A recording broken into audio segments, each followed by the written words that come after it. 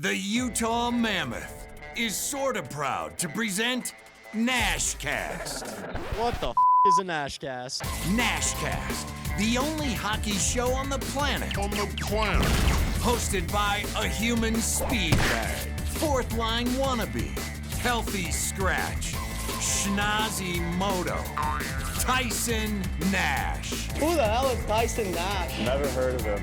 And the baritone with a brain, the velvet hammer, Mr. Silky, Tono Suave, the radio voice of your Utah Mammoth, Go Blue! Mike Folta. Oh, Captain, my Captain! Nashcast begins now. Ready for takeoff. Here's Tyler Ganoush and Mickey Foghorn. Wait, what? Oh, here's Tyson Nash and Mike Folta. Holy Foltz, Captain, my Captain. Speaking of, look at you. Look at the view behind you. Usually the roles are reversed. I'm back in the dungeon. You're out sunning yourself. I hope you have Sunblock 2000 on for that pasty skin of yours, buddy. But welcome. Where are you? What's going on? Good to see you, Nasher. Happy late 4th of July. Happy Canada Day. I'm on the beautiful banks of the mighty Lake Makatawa. It connects to Lake Michigan. So I'm out here in Red Wings country, but it is incredible out here. We had a great time for the 4th. We did some boating. There's a sailboat like right over here. It's like a little 2-person sailboat. You should have seen me. I was like Jack Sparrow pulling up the jib and all that stuff, and hanging with one foot over the ledge, and we were sailing along, and we almost sailed. Me and my cousin almost sailed into this fisherman's like fishing wire. Like it's almost invisible, right? You can't see it. And his fishing line was out there, and we had to like crank the rudder and go hard to port, and we evaded the fishing lure, but we got a little wet in the process. So it was a blast out here for the 4th of July and following the free agency and all that. But what about you? What'd you get up to? I'm sure it's some shenanigans. Well, I don't know if it's a sailboat you're riding around on. I figured it was one of those, where you paddle yourself. The bicycles in the water, or the little tricycle in the water. I don't know if you've seen those at all, but anyway, you're looking good, buddy. I'm jealous. You're rubbing it in. And for me, what didn't I do? We had Canada Day. Canada Day is a big thing. We brought it down to America. We were celebrating with all our American friends at Kelly Chase's house. He had a live band rocking and rolling. It was one heck of a night. I think I drank Coeur d'Alene dry. I don't think there is 1 ounce of booze left in this entire city or state, maybe, because we were celebrating Canada Day, obviously July 4th. I played a lot of golf, not good golf, but I played a lot of golf. We have the kids out there. Does it get any better, right? Having a round of your life, playing with your son, playing with your wife. It doesn't get much better than that. I saw, was it a video of Ty that was crushing one on your Instagram? I mean, he's a weapon up there. He is. He is. He's figured it out. Somehow I haven't. I don't think anyone plays more golf than I do, and actually it can get worse. I don't know if that's even possible, but I got a big golf game today. I just got to tell you, I am so super excited. We might have him on the pod. I've been gnawing his ear off. His ear, in fact, was bleeding last night. I was begging him and pleading him to come on the podcast. He's a huge hockey fan, Dirks Bentley. So we have a 12:50 tee time today. I am so jacked up. I cannot even tell you. He's one of my favorite country singers. The stories were flying last night. So I think I'm this close, Foltz, to having Dirks on. Nashville. He's actually from Arizona, so we got a connection there. But his kid plays die-hard hockey player in Nashville. So hopefully I twisted his arm. So I think we can make that happen. Oh, that would be unbelievable. Now, I think I've seen him has he been to the St. Louis Blues? Is it their fantasy camp or their alumni game or something like that? I mean, he's involved with the Blues, I think, in some respect, no? Yeah, so we've had, obviously, Kelly Chase. Kelly Chase is the godfather, right? This guy is so connected. It's like not even fair. So That was actually puck cancer. So that event was for Kelly Chase, who is actually doing a lot better right now. He's getting stronger. He's putting on weight, which I love to see. I think he's been on the show 3 times. We're going to have him again. I can promise you that. But Garth Brooks flew in for that event, and Dierks Bentley as well. Dierks Bentley sang. He played in the game. He scored a goal in the puck cancer game as well. So the guy can play. He's got moves. So he's multi talented, Foltz. So for Canada Day, I mean, is that like Canada celebrating its independence? Like, did you guys even have to fight for yours, or did they just kind of like get tired of you and give it to you? Because like we fought a war for ours, right? And I feel like Canada just kind of they're riding our coattails a little bit. Yeah, I don't even get me started. I don't want to go down this road. I think we have like 4 boats, like 4 Navy boats, don't we? I mean, I don't know what we have as far as artillery goes, but it's a far cry from what I've been in the U.S. for 25 years, I think. No one is more proud. I want to be an American so bad I can't even tell you.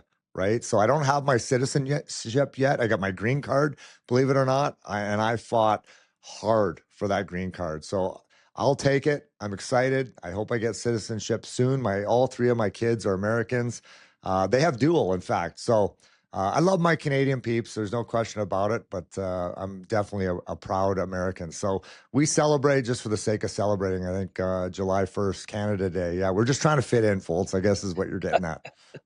Well, the Canada Day was also the start of NHL free agency, or the official start. Obviously, there's a lot of trades and deals and extensions being done leading up to free agency, but it officially started last week on July 1st, and Utah brought in a couple of players, not the huge names that we saw before the trade deadline with the signing of JJ Peterka, or the signing and the trade to get JJ Peterka, but they add in some pieces that are really going to help this team's depth. You saw Utah sign goaltender Vitek Vanacek, but then they also bring in a depth forward in Brandon Tanev.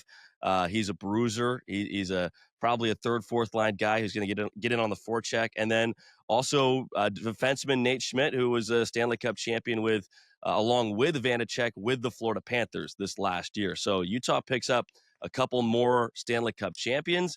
They add some depth really to all 3 levels of their game. Tyson, what did you think of Utah's and Bill Armstrong's work in free agency?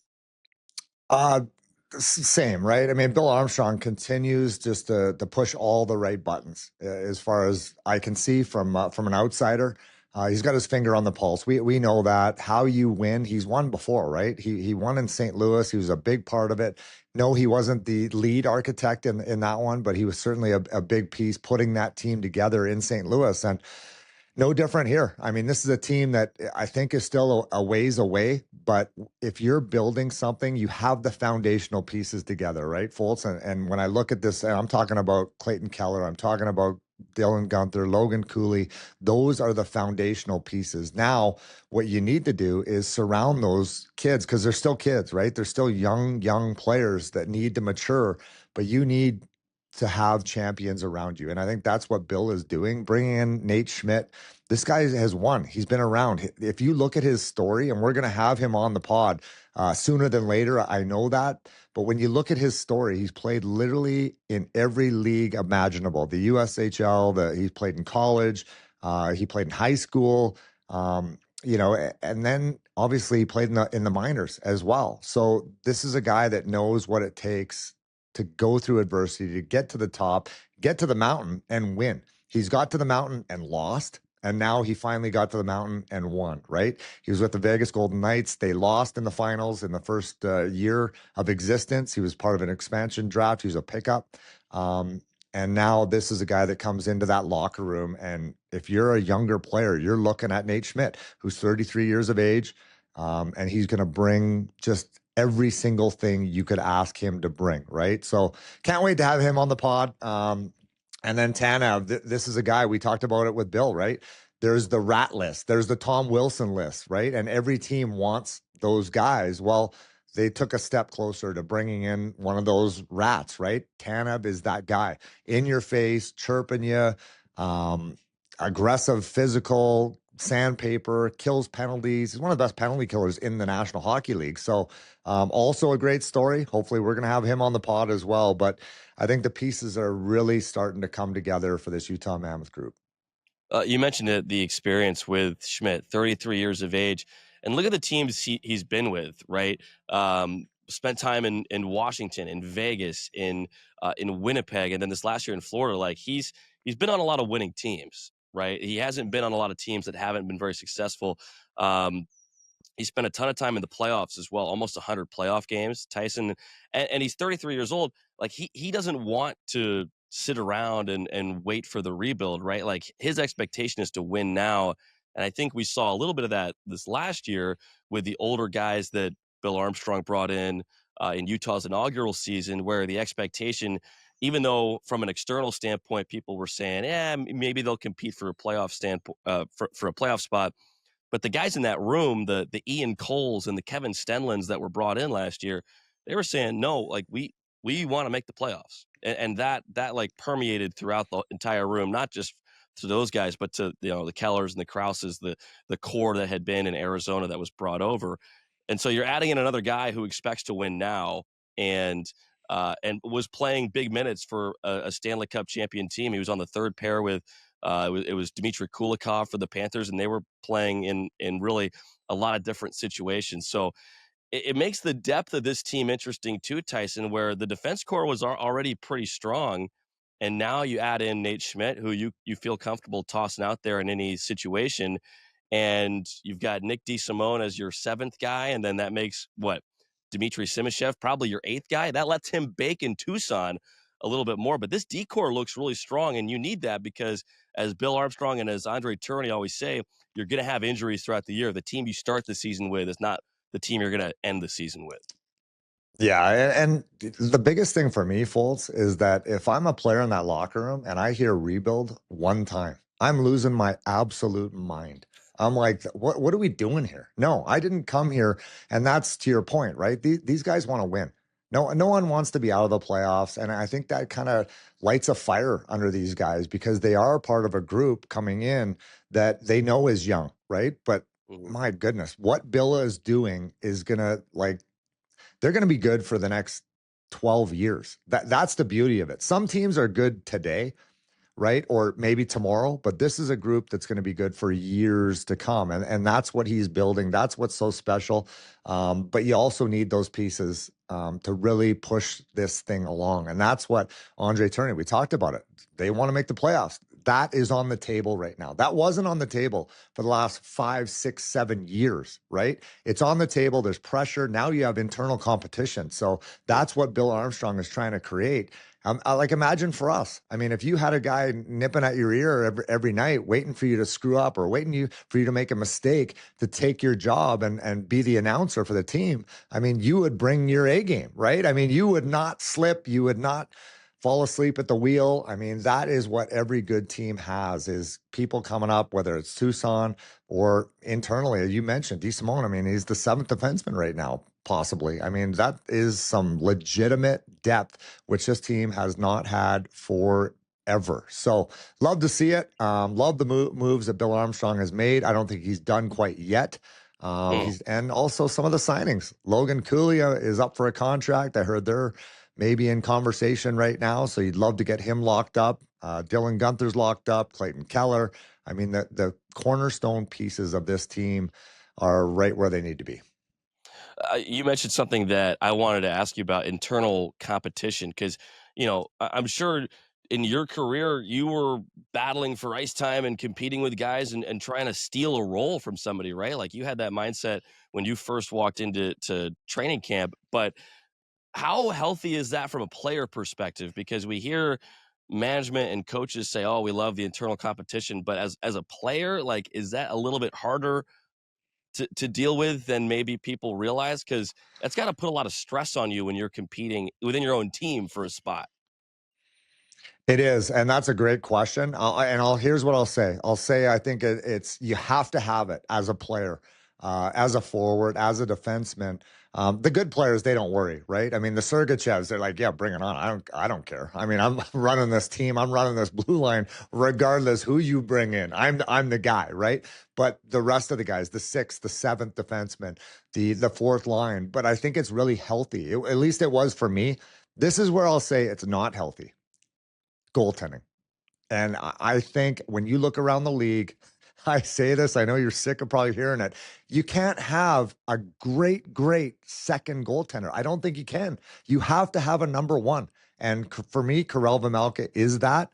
And I think sometimes he wasn't sure, right? When Connor Ingram was nipping at his heels, right? All of a sudden, Vejmelka has a bad game. They throw Connor Ingram in. He has a couple good games. And now Vejmelka's like, what the heck? Did I just lose my net? I mean, you can't have that for a goaltender. The goaltender needs to know he's the number one guy and he's going to get his net back no matter if he has one bad game, two bad games, even three bad games.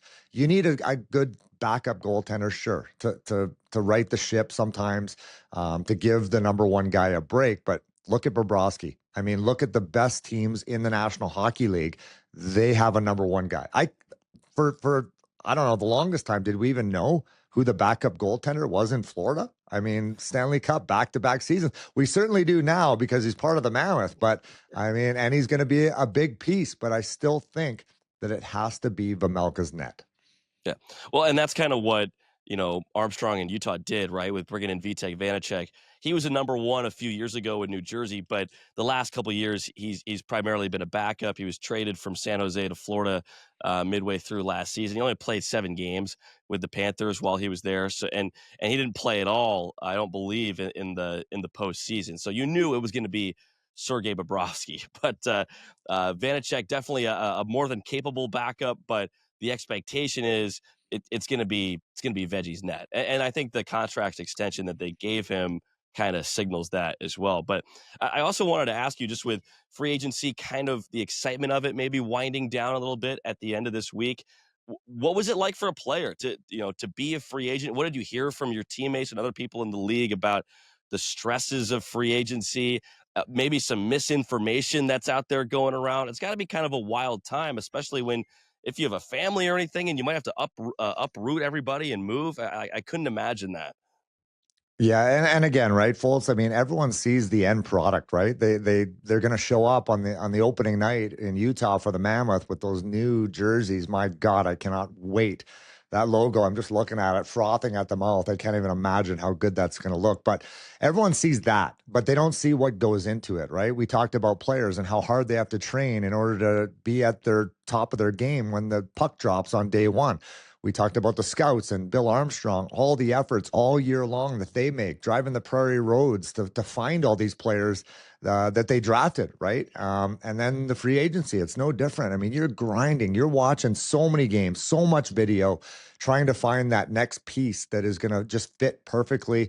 And I think that's the challenge, right? And it's not easy as a player because you're so excited for July 1, maybe to become an unrestricted free agent. And you're like, all right, I'm going to finally bank. The Brinks truck's going to be backing up in my backyard. And all of a sudden the phone doesn't ring, right? I've been in that situation as well. I've also been signed on July 1st. Larry Plow, who's a big part of the Mammoth scouting staff. Yeah. Legendary general manager with the St. Louis Blues. My phone rang. 8 o'clock in the morning. I'll never forget it. I was in my small little house, living with my mom and my fiance and wife now at the time. But the phone rang and I'm like, I cannot believe it. This is unbelievable. But I've also sat and waited and waited and waited for that phone to ring, and it never rang until August, right? Late August. So there's that part of it. And then there is the part of, like you have a family, you have kids, you got to move from one city now all the way across the globe to another. So it's certainly a challenge. Those are the tough things about pro sports, because you're just ultimately, at the end of the day, you're just a piece of meat, right? And you get tossed around a little bit. You get paid financially, that we know that. But it can be an absolute mental grind. What's the conversation with an agent like? I mean, I think most of us, most fans, like, don't have representation in our work arena, where usually we're the ones negotiating the contracts or what have you, but you're kind of at the hands of this guy in a suit who's on the phone with everybody trying to wheel and deal, and he's got one offer. Hey, I could send you to Winnipeg, but they're giving you this much. I could send you to Vancouver. They're giving you this much. Like, what are the conversations like? Are you just texting them every minute? Yeah, I think my agent has blocked me. Now I was like Fatal Attraction there for a while. I was like a rabbit boiler, right? I'm calling my agent every day. I'm like, you got anything? You got anything? Like just dying, right? To know it's your future. And a lot of times, and it ultimately, Foltz, I'll tell you this, it ends bad for almost everybody in the league, right? In any profession, I don't care what sport you play. Eventually, at some point, the doors are locked. No one's answering it. You're knocking on the door and no one answers, right? I mean, unless you're Wayne Gretzky or Mario Lemieux, or, I mean, it ended bad for Mike Modano, the best American-born player to ever play. It ended bad for him, right? So it does not discriminate. Didn't for me. But yeah, the agents, they go through a lot, right? And it's all about relationships, right? That's the biggest thing. I think there are times where if you have a big guy and then you have a smaller guy, maybe there's a favor, right? Hey, take care of my big guy, and you know, it's going to work out for the small guy, right? I mean, it's just kind of probably how it goes. I don't know that for sure, but agents are important to a certain degree. I will say that. But also, like, it's pretty self-explanatory, right? If you're a good player in the league, your stats are your stats, your ice time is your ice time. I don't know how much an agent can help in that category, but I think you need them coming up and you need them going out, right? At the end of your career, you need a good agent who maybe is owed a favor or two. Or is being threatened with jail time if they can't get Tyson Nash a new contract. What did you say when your agent called you and was like, "Hey, I got this opportunity for you to play. It's not in America. It's not in the NHL or the AHL. It's in Japan." What did you say when you heard that? Yeah, they paid me in sushi. I think that's how that deal went down. Yeah, the agent was long gone by then, but Okay. I actually felt bad for my agent at the end because I grinded him down to, I swear, a nub. Like I was calling him literally every day, and because I was in full panic mode. I mean, the doors weren't opening. No one was picking up our call. Right? It was actually pretty sad. It was a grind. It was certainly a moment in my career that you had to put your big boy pants on for sure. So anyway, I'm through it. But thanks for bringing it up, and yeah, nightmares again, Foltz. Thanks, buddy. Well, let's we had development camp on to happier subjects here. We had development camp this last week, and I got to see most of it. I didn't get to see the scrimmage in person, but was catching up on the reports and got filled in from some of the people there. And from everything that it sounded like, the young guys have taken steps in the right direction. The guys that we're counting on, T. Jaginla, looked fantastic at camp. Caleb Denoye, who I saw a couple of days there, we had Tyson kind of been describing him as like a two-way guy, right? A two-way centerman. He does all the right things, all the little details. I almost forgot just how skilled the kid was. Watching him shoot the puck, I mean, he's going bar down and posting in on these guys, and he was unbelievable. And then a guy who stood out in the scrimmage, scored 2 goals in the little scrimmage they had at the Oval, was Cole Baudouin, who Bill Armstrong traded up to get in last year's draft. He's a big boy, 6'2", 200 pounds, plays that center position. He's been about a point a game guy in the OHL with Barry the last couple of years, but he looked really good as well. And then you have Simashev and Boot, who are both monsters. They look even bigger on skates. And Simashev was the scrimmage MVP. It's good, Nasher, to see your best players being your best players, even though it's just development camp and you can't put a ton of stock into it. It's still encouraging to see that these guys appear to be on the right development track. Absolutely, Foltz, and that's in them, right? That's why they're drafted so high, is because they're used to taking over games, whether it's a scrimmage where you're playing cards with your grandma. They win. That's all they do, right? And that's the most important part. it's hard to explain just a different mentality that these kids have at that level, right? And being that high in the draft.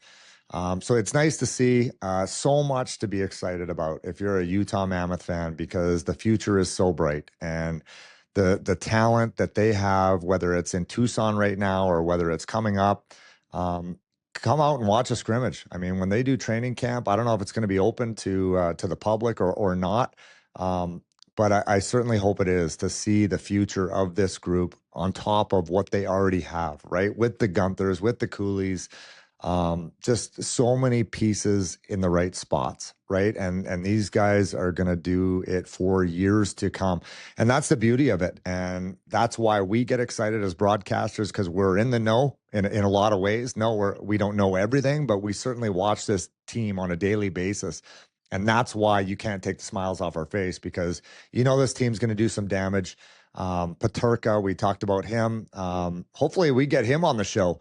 At some point we've been trying. My goodness, have we been trying? We came close once, but anyway, you look at his numbers, 23 years of age, right? You add him to the pie, right? Now look at your top six. I mean, it's just, this team is going to win massive amount of games next year. I just know it. Well, being at development camp and talking to some of the fans that were there, and some of the media people, other broadcasters, people within the organization, it was kind of fun to go through the lineup a little bit and kind of forecast what that's going to look like. You mentioned the top six. I mean, it's going to be Cooley, Gunther, Keller, Schmaltz, Peterka, and who am I missing up there? Barrett Hayton as your 2C. Now, a lot of skill up there, little small. Gunther and Hayden, I think, are the tallest at like 6'1". So you probably want to get some beef on the bun in those top two lines at some point. But geez, I mean, Tyson, you got three guys who could easily be 30-goal scorers in Keller, who had 30 last year, 37 a couple years ago, Peterka, who's right there, and Gunther, who's right there. So, I mean, that could easily be 100 goals between those three guys this next year. I don't think that's a far cry at all. Yeah, the hardest thing in the National Hockey League, Foltz, and I know you know this, is scoring goals, right? I mean, it's scoring goals in the National Hockey League. So I think that's what Bill Armstrong has done, is went down his list, and he had a wish list, and he found a way to get it done, right? There were so many teams that were involved in the JJ Peterka sweepstakes, and Bill Armstrong found a way to get it done. And obviously they gave up. I know Buffalo, they're kind of upside down right now because they know how good JJ Peterka is, but we also know on our side how good Kesselring and Josh Doan are. So in order to get something good, you got to give up something good, and that's obviously what happened. But my God, yeah, you got Cooley. I mean, what's his ceiling, right? Well, this guy's going to be 100 point. Right. I mean, whatever it is, it's going to be a bargain. I can tell you, like, look at Dylan Gunther. I mean, you almost have to have a crystal ball, right? I mean, this is a guy that is going to score 30, 40 goals. And in 3 years, in 2 years, maybe even next year, you're going to be like, that is a bargain, right? It's like Tage Thompson. I mean, Tage Thompson in Buffalo, what's he making? $7 million? I mean, so now all these kids that are signing are making more money than he is. So anyway, Bill Armstrong has done a remarkable job at putting the right pieces in the right holes, and they're going to score a boatload of goals. My goodness, I cannot wait. Well, how about the other side of the forward depth chart, the fourth line? All of a sudden, you add Tanev and you lose guys like Bukestad to free agency, and Michelli. You get a third-round pick back from Toronto for him. Carcone is headed to free agency as well. So that fourth line looks a little different with Tanev. It's now Brandon Tanev, Liam O'Brien, and Kevin Stenlund. That's kind of like the projection, right? That's going to be a painful fourth line to play against right there. And Stenlund's really good defensively, is going to win faceoffs. He's got a good shot. But between Tanev and O'Brien on the wings, you better keep your head on a swivel if you're a defenseman. Yeah, I mean, that's a big boy line. And we know the National Hockey League is a copycat league. I mean, if I'm a general manager, I am watching Tampa, I'm watching Florida. I'm like, what do they have that I don't? Right. And that, again, credit to Bill Armstrong. He went out and filled some of those roles with those type of players. Right. And you always need those guys. I mean, you look at Detroit, right? I mean, you're in Michigan right now. I mean, you look at Detroit, all the cups that they won, look at their team. It wasn't always about Fedorov and Yzerman. It was a lot of nights. It was about Holmstrom. It was about Draper. It was about McCarty, right? Those are the guys that make you win when you get to the playoffs. And yes, I know the next step is playoffs and you have to take baby steps. But if the Utah Mammoth last year got into the playoffs, they're not ready. They would have got their teeth kicked in the first round. It would have been in and out, right? So now you got to go, okay, I need these type of pieces. And that's, again, what Bill Armstrong has done. He brings in Tanev. This guy is a hound dog. This guy is, you want to talk about forecheck? That's how his bread is buttered. That's where he earns his money, on the forecheck, grinding, getting in the scrums. He is that type of player, and you need those guys when you do get to the dance. And that, again, is what Bill Armstrong is doing. Yes, we got to make the playoffs, but what happens in the playoffs once we get there? Well, that concludes the prelude to this show. Back on Hockey Night in Utah's draft show, where Utah took Caleb Denoyer 4th overall. We were chatting throughout the whole night. One of our guests was the head coach of the Utah Mammoth, André Tourigny, and we thought that he was just going to join us for a couple of minutes. Tyson and I were supposed to be stalling while other things were being moved around the broadcast, but we ended up talking to Bear for like 30, 40 minutes on camera during the show and had a blast. Had some great insight from him during the draft show, so we thought we would include that in this episode of Nashcast. Well, thank you to Sarah and to Clayton for that. Mike Folta, Tyson Nash, and the head coach of the Mammoth, André Tourigny. And André, we just drafted a French Canadian. Can you help us with pronunciations on this guy? I cannot wait to hear. You know, you always laugh about the way I pronounce things. That will be my turn now, guys. Energy. Energy, exactly.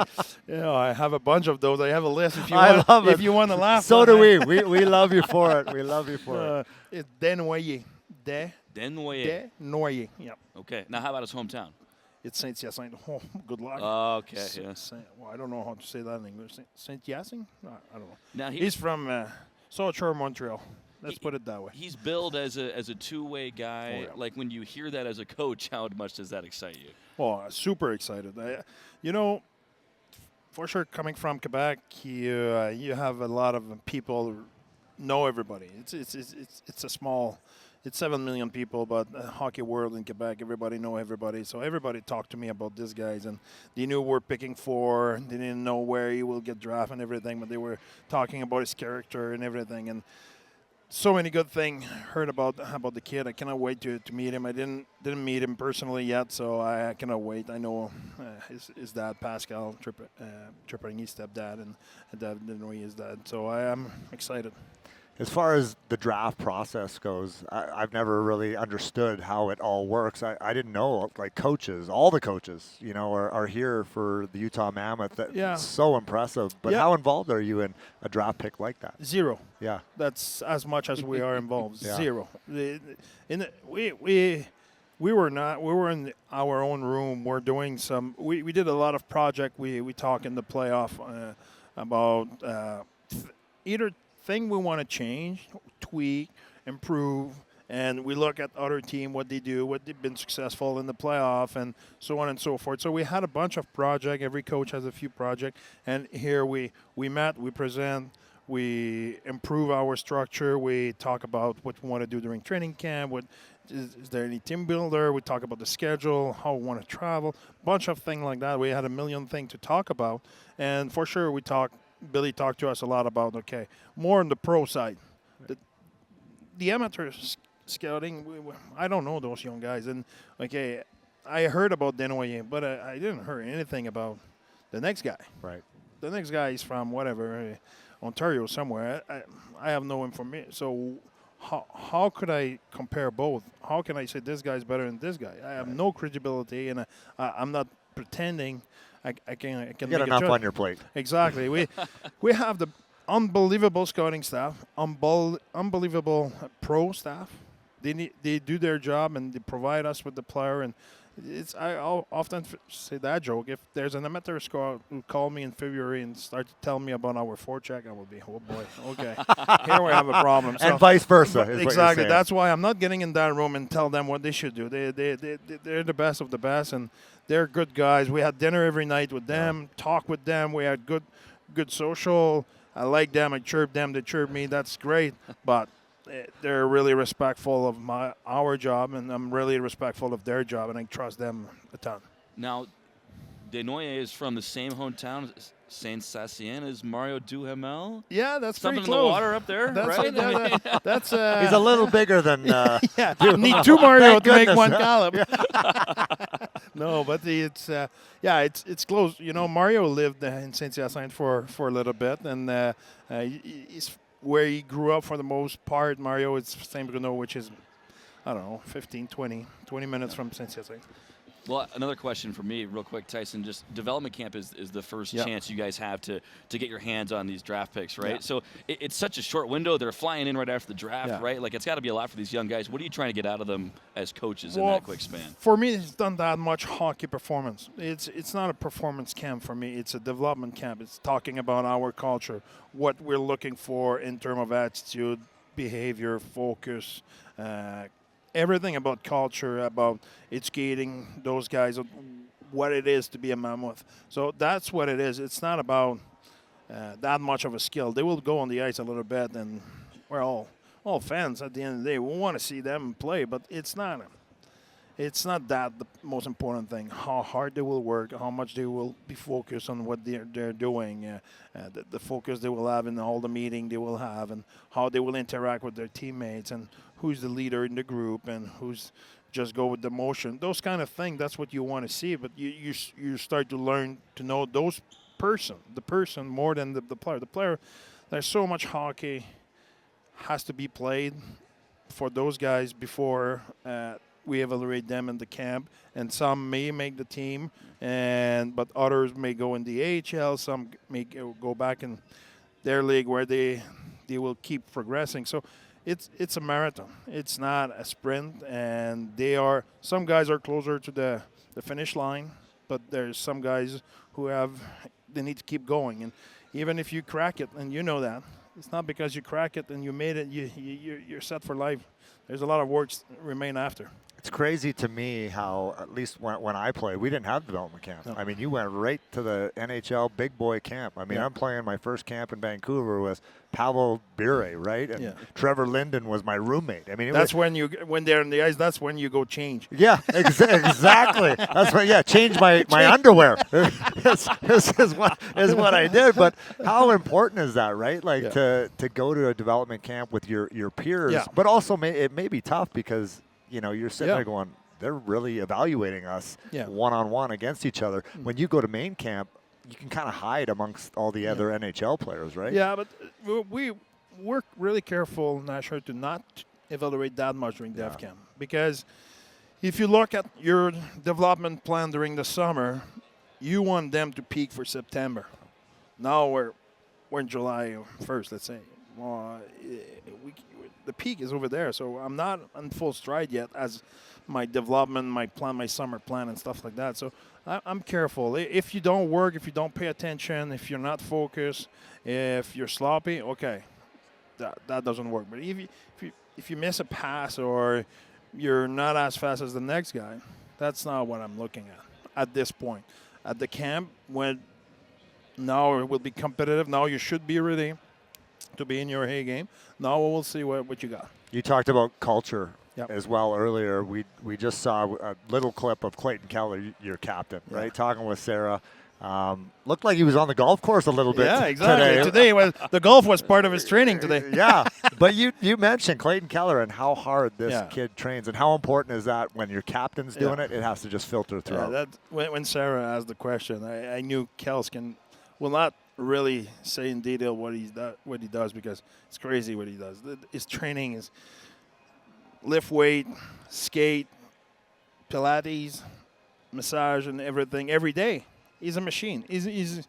There's not a lot of player like that, and I'm not blaming any other player. I'm just saying, like you said, for him, he's so competitive. When we talk to you guys, fans, and report about how competitive it's Kels, that's his competitiveness. He sees the summer as an opportunity to improve a little bit more than you, a little bit more than the next guy, and get a little bit better at everything. And he knows everybody will train, But he thinks if I train a little bit more this year, next year, and at some point it will make a difference. It will put me over the edge, and he has that mentality. It was superb. It's magical for us. It's kind of like I compared it. I talked to Folta a lot about this too. Like you look at the players, right, when they play the games, but the fans don't know what goes in to it. Just like the draft, right? I mean, you're drafting this kid, and you're going to pluck another one at second and third and seventh, but you don't know what goes into the prairie roads for these scouts, right? In the dead of winter, and they're traveling to Timbuktu, right? And I mean, it's. I have always weird question about me. The people, what do you do in your day when you're not playing? They almost think I should have a second job, to fill up my days or something like that. They just don't know how detailed is that. And for a hockey player, I always compared that kind of a race car. You have an F1. You cannot run your F1 for 12 hours in a day. You cannot have that focus. Is too fast. It's too precise. It's too many details. You make an hour or whatever, and your day's done. You make some adjustment. You work on the car, but your day, you're exhausted. So it's not like when you work at a different job where you need to perform. I'm not saying that, but that is the best league in the world. Those are the best athletes in their sport in the world. Every time they get on the ice or they get on the gym or whatever, it's a max performance mentally and physically, not just physically, mentally. So when they show up, example, on a normal day, let's say we played last night, we will have a meeting this morning at 10. The player will be there as early as 8 or 9. They will eat. They will have a meeting at 10. Then they will have a workout. Then they will have, before that, if they need a treatment or a therapy, they need to arrive earlier to do that. Then we'll practice. Then they get off. Then they do their cool down. They do, again, therapy, massage, so on and so forth. And that is just a normal day. That's not like, okay, I needed to do extra today, or I need to study film, or no, that's just any other day when you say, okay, I'm in a hurry today, I will do the minimum. That's what you do. So when you do more, it gets a long day. Oh, practice was 45 minutes. Yeah, but you went in the shooting gallery, and you had 50 shot there, and then you had your, like I said, your therapy and your workout and so on and so forth, and then the bear got me for 20 clips, and then after so you don't want to get caught by the bear. Well, and they have to wait for Tyson to get off the massage table, right? Exactly, and now Mike wants to talk to them after, and they want to do the media and so on. No, seriously, it's the people they think, oh, they have 45-minute practice. But it's an hour and a half day. You arrive 45 minutes before practice. You jump, you practice, and you get out and you go home. No. Somebody told me at some point what we're looking in a player is what he does every hours of the day. There's hours he's at the rink, but every other hours count as well. How he eats, how he sleep, how he rests, what he drinks, how he manages life, so on and so forth. If he's a gamer and play video game and everything, it's emotional, it's focused. You will get more tired than the other guys. So all of those things are important. Mm-hmm. And some people who, but maybe they've never been in that kind of a high performance environment, they think, that's too much. No, it's just the way it is. The problem is, the matter of fact is, there's millions of people try to steal their job every day. Yeah. So it's not everybody who's like that. Like, you work at where. If there's a lineup at the door every morning who try to steal your job, you better to be good today, because there's people who are waiting at the door. So do you think the guys in Tucson, they don't look every morning at how we play and we lose 3 in a row? There's some guys that are probably cheering, saying, hey, I may get a call here. I'm on the road here the last 2 weeks, yep. and that's just the way it is. You've been there. I've been there. Been there. Yeah, so, you're sniffing. Oh, yeah, and our guys know. Hunter Drew this year went on a run at some point, score a bunch of goals in a row and everything. Our guys were talking about it. They not in the sense of it's a threat. Or, hey, this guy's on fire. He's playing really well, but so on and so forth. So that's the the mental stress of the National Hockey League. That's what makes our job fantastic, exciting. Every day we show up at the rink with excitement. We're proud of being hockey player, or in my case, hockey coach, and being in the best league in the world. It's the same thing for the coach. There's a lineup of guys who wants to be in that league, and if I want to be in that league and if I want to stay, I need to perform every day, and I need to put the time and the effort, and that's what's beautiful about our league is you need people with that competitive edge, that desire to be better every day, and that be obsessed by improvement. And Clayton Keller is the best example for us, the way he behaves every day. He wants to be better. He never takes a day off. He's one of the guys who work the most on his skill on our team during the season. So that's the mentality we want to have. 30-goal season for the captain, Clayton Keller, this last year. Another guy who we got to ask you about who could be sniffing that range was just brought in a couple nights ago via trade in J.J. Peterka as the head coach. What excites you about potentially deploying him this year? Speed and competitiveness. I did my homework, and people talk about how competitive he is as a person and how he wants to be a difference maker. So that's exciting because you bring a 23-year-old kid who is highly competitive, highly skilled, no doubt, super fast. He's been successful in the league before. But you want to know, like I was saying earlier about our kids at the dev camp, you want to know more than just what you can see on video or watching the game. You want to know what really you get. And when you talk about his competitiveness and how much he wants to win and stuff like that, then you say, okay, that's exciting. Goals are obviously tough to come by in the National Hockey League. Hardest probably thing to do, right? Yep.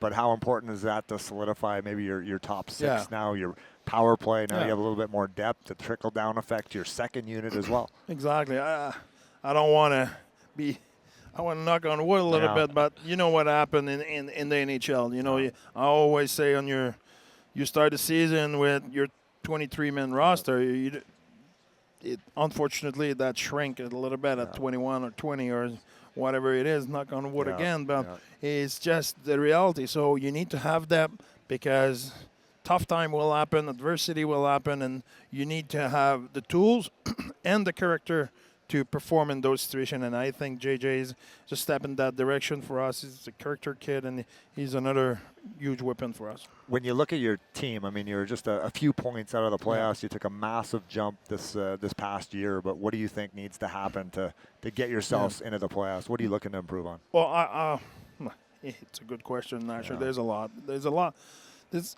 always in the eyes of a coach. It's a lot. And at the same time, it's just a little bit here, a little bit here. There's nothing we will be better, 10% better. You just will be 0.5% here, 1 here, 2 here, and that's what will make us better because you always want to improve everything. Our power play was really good. It was top 10 in the league. Well, we want to increase that. Our PK was fantastic, especially from December on. Okay, now we want to be an elite team on that. You look at our 5-on-5 play. You talk about our rush play. Offensively, you talk about our ozone time possession, and those are stuff we want to improve. Our metrics defensively were good. We want to be a little bit more consistent and perform even better. So I think our D-core mature, a year older for some guys, but they're elite player as well. When you talk about Durs and Marines and those guys, Sergey for sure, we will have as well youth who will come in. So it's exciting. We'll see what will happen in the next couple of days, how that will shape out. But it's exciting about the piece we have. I wanted to ask about analytics and numbers. I know you guys are big on using those as tools to make decisions. But is the summertime an opportunity for you guys to refine how you guys use analytics and the metrics that you guys look into? Yeah, as long as I don't have to pronounce that word, that will be all right. I love it. No, seriously, we use it a ton. Mm-hmm. But you need to understand, we use it as a tool. It's like you're using the video to confirm what you saw. You use the numbers to sometimes direct your attention on some problem or some strength of your team or the opponent. You don't take the numbers, okay, that's what's going on. The numbers doesn't tell you what's going on. It tells you, Okay, that's a strength of that team. Example, they're good on the rush. Okay, but what they do, I don't know what they do. They're just good on the rush. So now we need to dig in and what they do to be good on the rush. So that attract our attention there. So that's how we use the numbers. The numbers doesn't tell. We don't go in the room and say, hey, you know what? They're 5th overall on the rush. Good luck, guys, tonight. You know, that's not the way. That's not enough. That's not good enough. Okay, they're really good on the rush. Here, that's what they do. That's how they create their offense. That's their tendency. Those are the things we can do to shut them down. And the same thing defensively. You play against LA, okay, they were number 1 in their zone in defending. You go in the room and say, hey, that's the best team in the league in the D zone. Good luck. That doesn't say anything. Yeah. You know, the player that will say, okay, that's BS. So you need to arrive with the plan. You say, okay, they're really good, but here, that's what they do. That's what they're excellent at. So we need to stay away from that. But here are the 2-3 points we can attack and generate from. So that's how you use numbers, saying, okay, they're the best at it. Okay, good. Now we study it. We look at it. We use the video, use the scouting to say, okay, they're really good, but everybody has weakness. Everybody has little thing you can do. You don't always have the right plan, but you need to have the right plan once in a while.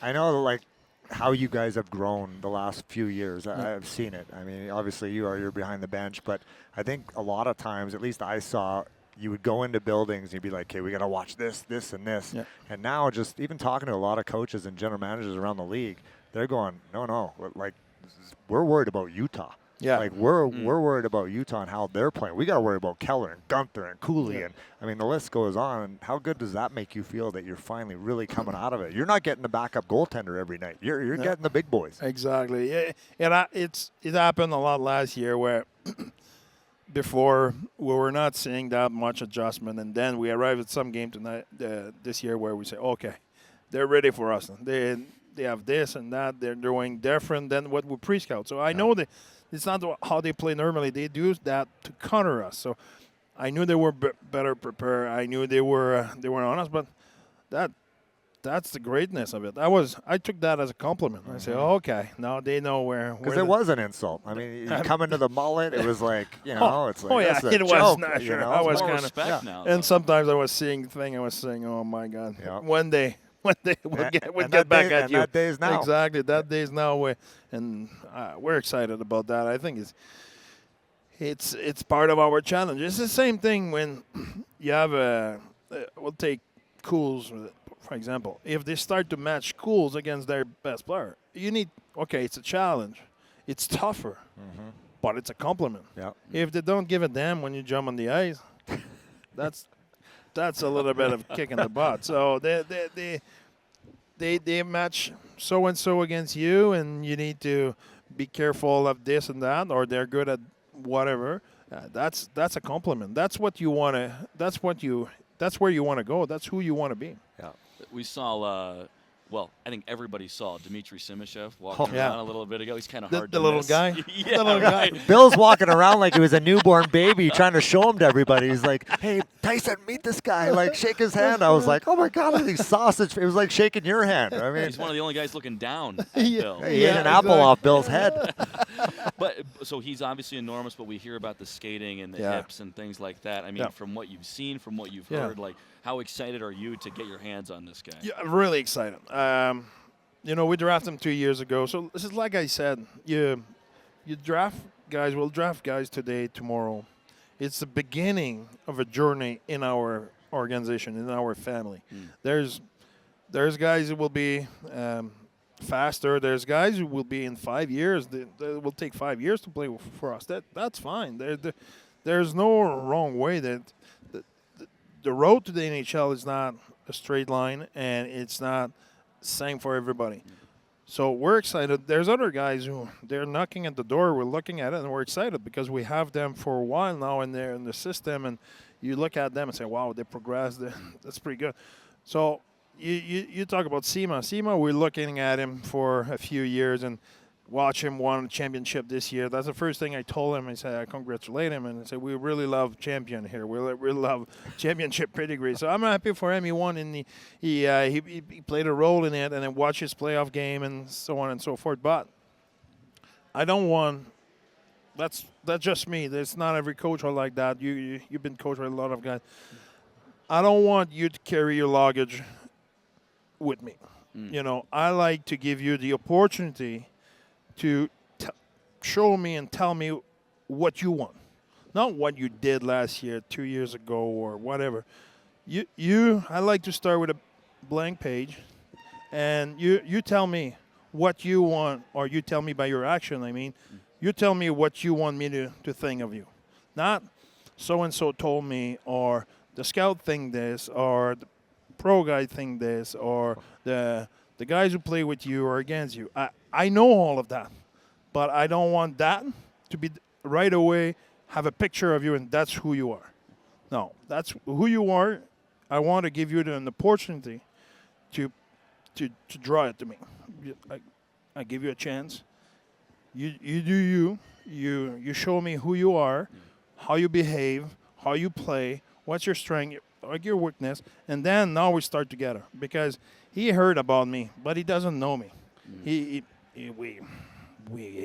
had dinner together and then stuff like that, but that's not what we're talking about. You know what I mean? When we'll be on the ice together, and we'll do video together, and we'll talk off the ice together, and we'll talk about the last game, the last practice, the next day, so on and so forth. Okay, now the relationship will grow and grow and grow, and he has an opportunity to show me who he is. Being that said, I know he's big. He skates like the wind. He's strong physically. He's good read defensively. Those kind of thing. Great, but I don't want that to be on the paper. I want him to, hey, you have a blank page. Tell me what you want me to think about you by your action. And he'll be able to do that dev camp and training camp. Yeah, exactly. And like I said, dev camp for me, Right. It's important to show your best foot forward as a person, as a work ethic, as a focus, as a attention to detail. If you miss 3 passes, if you fumble a puck, that doesn't matter to me. Yeah. That's not at the dev camp. At the camp, now we're ready for business. Right. Oh, we'll see what you will put on the paper. That's what makes him one of the best player coaches. Guys want to go through the wall. I'm getting goosebumps here. But you just mentioned the person, right? Yeah, Development absolutely. camp. How important? You talk a lot about that, the player and the person. Just talk about that. That's really important for me, because, Nasher, when you and I were growing in hockey, that was, sorry, but a hard-ass coach. That's the way I was. Did you hear that McGinley story the other day? No. About Mike Keenan? Oh, my God. He's like, you think I'm scared of you? He's like, I just left Russia. I'm the first player to ever leave Russia. They're threatening my family, my wife, and my kids. Yeah. So, anyway. That's a good one. Oh, yeah. But that's the way we were coaching, and people of today hearing that, they wonder, well, why? Well, if I will have not done it, 2 weeks later I will have to go back on the farm. Yeah. That's it. Yeah. That's you cannot survive if you were not hard. So with the time you understand hockey change and relation change. But I understand as well, as hard as I was creating an environment where at some point, when the result or not was expected, nobody wants to come at the ring anymore. And you arrive at some point and you say, okay, we do the best job in the world. There's nothing else I would want to do. You give me a chance to do whatever else, that I do what I want to do. So why that has to be miserable?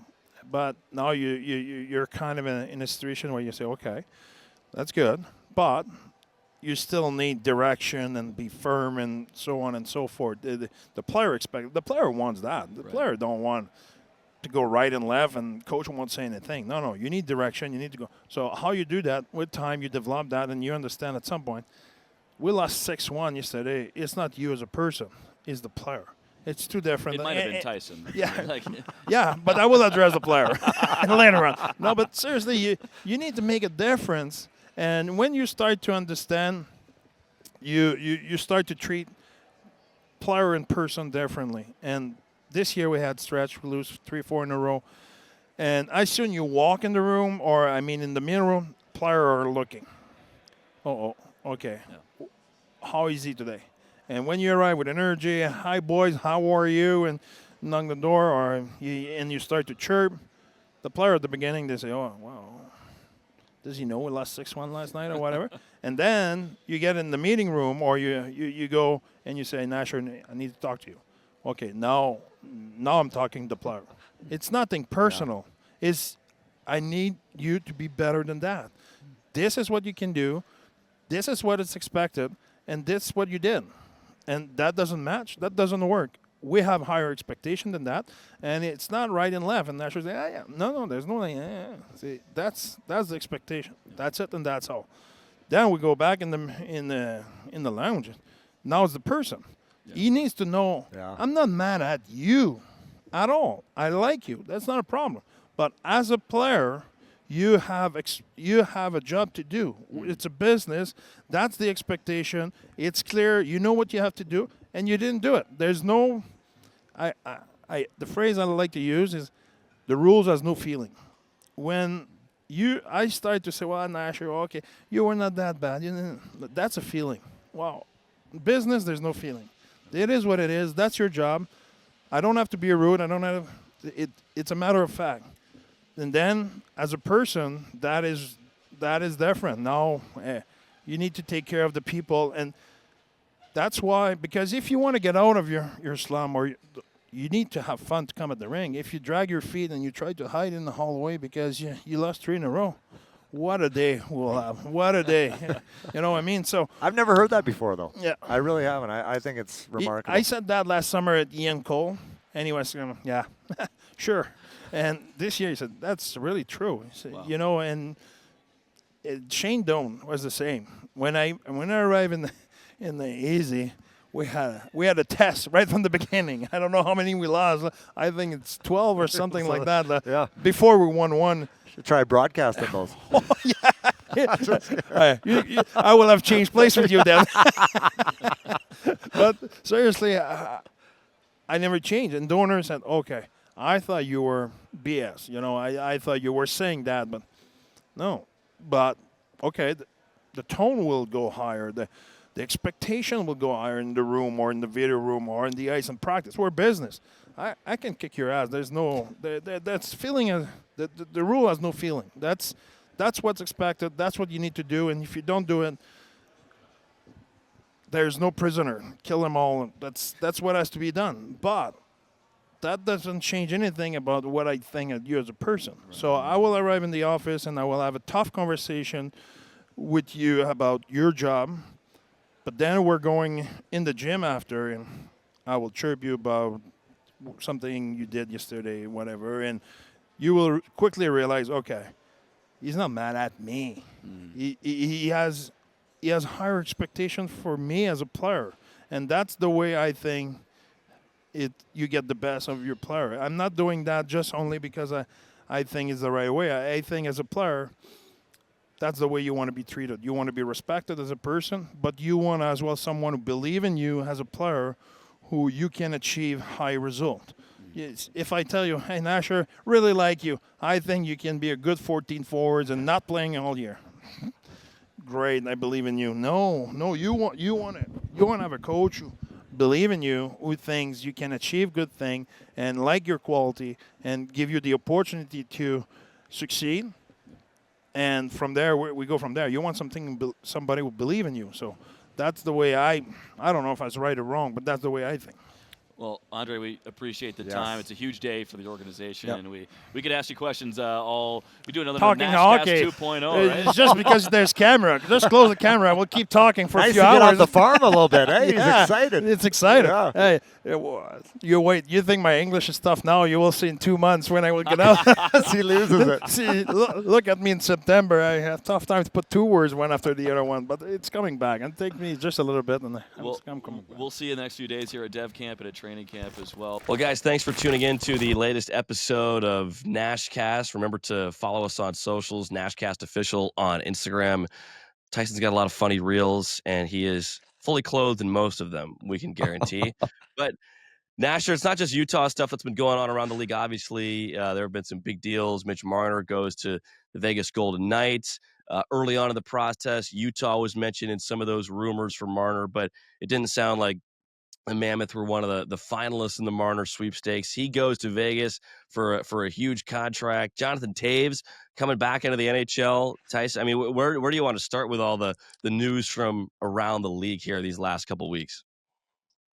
Here's what I'm going to say, too, about the Utah Mammoth and all the Utah Mammoth fans. You better be excited because you have an ownership and an ownership group that wants to spend money, right? These are the guys that are going, hey, do we need a Marner? Do we need a Marchand? Do we need this guy? Do we need that guy? I got the funds. I'll do it. Like Ryan Smith wants to spend the money. He wants to bring in the players. He wants to make the facilities the best in the entire National Hockey League, right? So that is what I get so excited about, that this is a guy that there's no stone unturned, right? And he wants to spend it now. I think Bill is almost going, we need to pump the brakes a little bit. Maybe we're not ready for this guy or that guy, right? But eventually we will be. And eventually we're going to do a deep dive into your wallet to make sure that we bring those guys on board. But I also get excited, right? New year coming up. You look around the league, it's just so different. And it always looks different, right?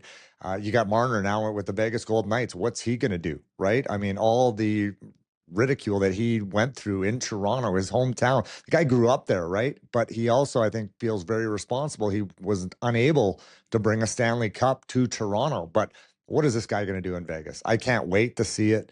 All the different moves around the league. It's just so fun to watch. There's nothing better than the draft. There's nothing better than free agency. And I know the Utah Mammoth certainly pulled the trigger on some key pieces to take that next step, Folta. So can't wait to see how this all unfolds next year.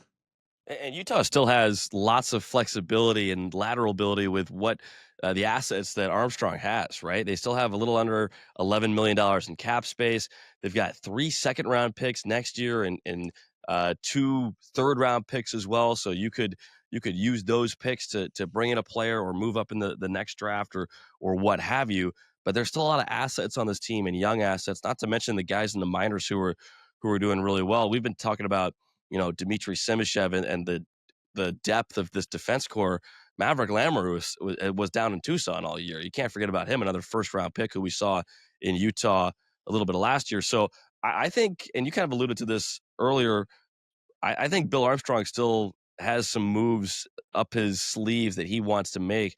Remember, they brought in Olli Mata in an early trade in October last year when the defense core was really banged up, and he kind of steadied things on the back end for this team. Now they bring in Nate Schmidt, another guy to kind of do that, and there's a lot to be excited about on the back end, especially in the top 6 as well. And that's kind of the areas where we've seen Armstrong make these moves this last offseason. But a lot to be excited about, like you said. And it's interesting. July 1st lacked a little bit of luster, Nasher, compared to what we thought. Not to rain on your Canada Day parade, but a lot of these deals were getting done before free agency opened. I mean, did you ever have conversations with teams like before that free agency window? What is that period like?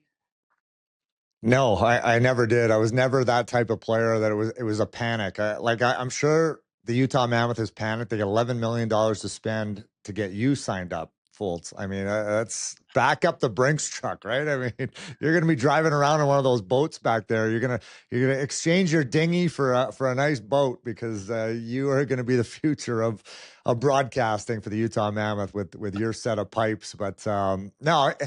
I never had that issue as a player. I mean, just look at my stats. I was never a commodity, right? It was almost a negotiating tactic to kind of outweight you, just to put that fear right in your mind that you didn't know as a player if you were going to be signed or you're going to let go, you're going to hit the free agent market. So if you have a piece and an important piece to your organization, you take care of them. And I think that's where things have really changed, that you want to make sure that these guys feel valued. And you look around the league. I mean, Dylan Guenther last year, you lock him up. Clayton Keller a few years ago. Those are the pieces that are going to be around for the next 10 years, right? So you take care of them, you pay them.